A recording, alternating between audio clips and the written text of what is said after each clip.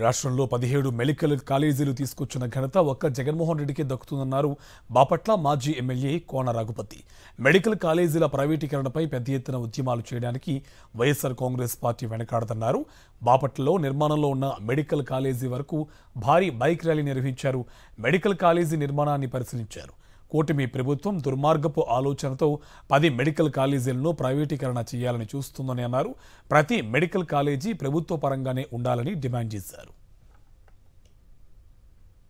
విద్యని వైద్యాన్ని పేదవాడికి అందించాలని, దాంట్లో నాణ్యమైనటువంటి విద్యను అందించాలని, నాణ్యమైనటువంటి వైద్యాన్ని అందించాలని ఇది మామూలు విషయం కాదు. చంద్రబాబు నాయుడు ఏ రోజు కూడా వాటి మీద శ్రద్ధ పెట్టలేదు. విద్యని వైద్యాన్ని రెండింటిని కూడా వ్యాపారంగానే చూశాడు. విద్య అనేది కొంతమందికి అందాలని, కొంతమంది మాత్రమే ఇంగ్లీష్ మీడియంలో చదువుకోవాలని, మిగతా వాళ్ళందరూ కూడా వాళ్ళు పనులు చేస్తూ కింద అణిగి ఉండాలనే కోరుకున్నాడు. విద్యని వైద్యాన్ని ఎప్పుడు కూడా సామాన్యుడికి అందించాల్సినటువంటి బాధ్యత ప్రభుత్వం మీద ఉంటుందని ఆయన ఏ రోజు అనుకోలేదు.